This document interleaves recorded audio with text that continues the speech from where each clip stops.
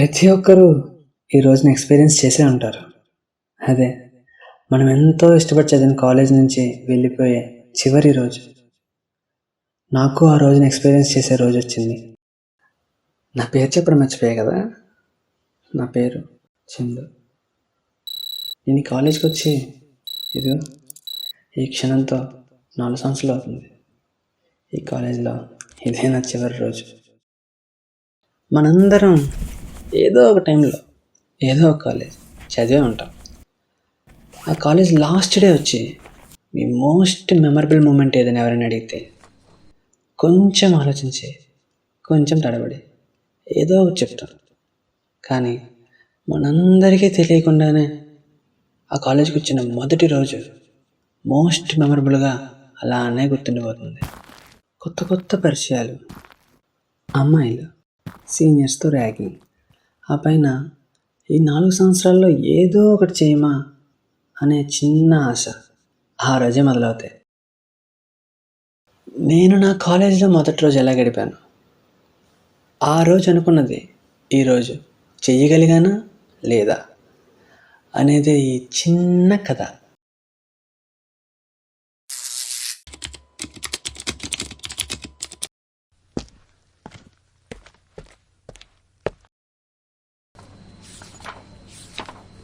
మీ certificates verify అయిపోయాయి. మీరు direct హాస్టల్కి వెళ్ళి జాయిన్ అయిపోవచ్చు.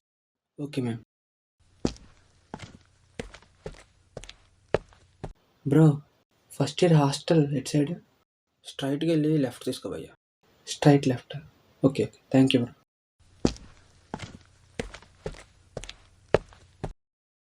Way to warden room. Can I get in sir? పేరు? చందు సార్. ఆ రిజిస్ట్రేషన్ పేపర్లు అవి ఎంత లేట్గా జాయిన్ అయ్యా? సింగిల్ రూమ్స్ అన్నీ అయిపోయాయి. షేరింగ్ ఉంది, ఓకేగా? Okay sir. ఇలా తిన్నగా వెళ్తే 3వ రూమ్. పో.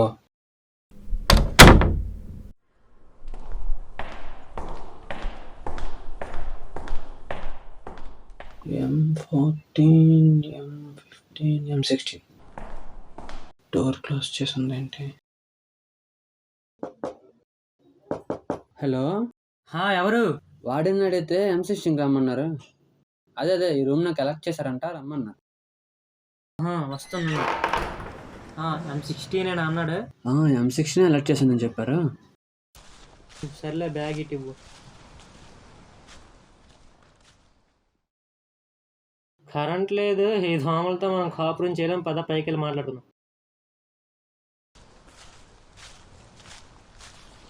అక్కడ కూర్చోదాం పార్.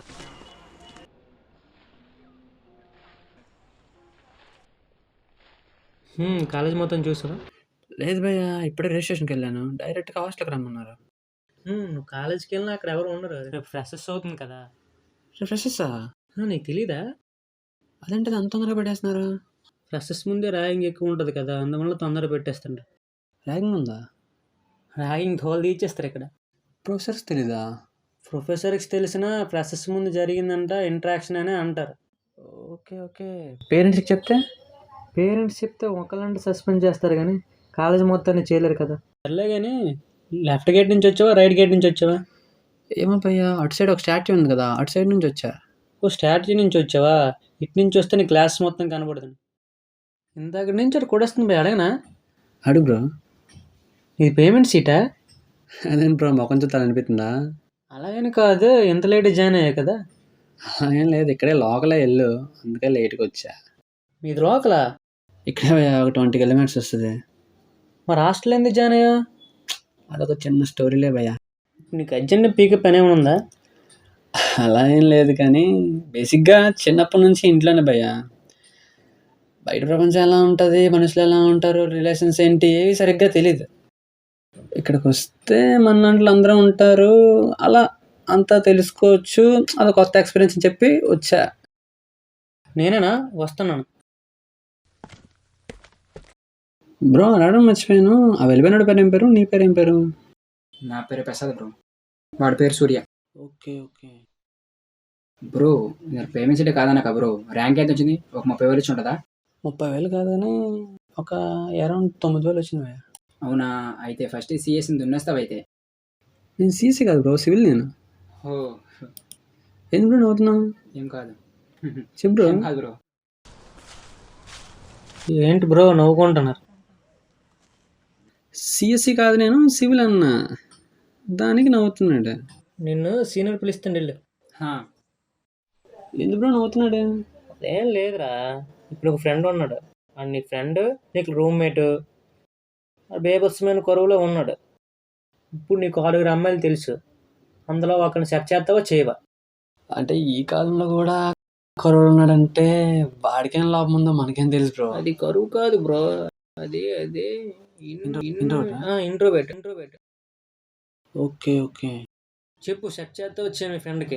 ఓకే బ్రో, చెయ్యొచ్చు. అమ్మాయి పేరు Pravalika, height 5.3, curly hair, slippers మాత్రం గాంజా. ఓకే, ఇదంతా నాకేం చెప్తున్నావు బ్రో? ఆ అమ్మాయి కొన్ని రోజులు సివిల్ జాయిన్ అవుద్ది కాబట్టి, నీకు ఫ్రెండ్ అవుద్ది కాబట్టి. మరి హైట్ వెయిట్ అంటే పర్లేదు బ్రో, స్లిప్పర్స్ బ్రాండ్ బ్రో, అంత కరువులు ఉన్నాను బ్రో. నాన్న స్లిప్పర్స్ బిజినెస్ బ్రో. పెట్టుకోవాల్సిందే. ఏంటి బ్రో ఏటన్నా?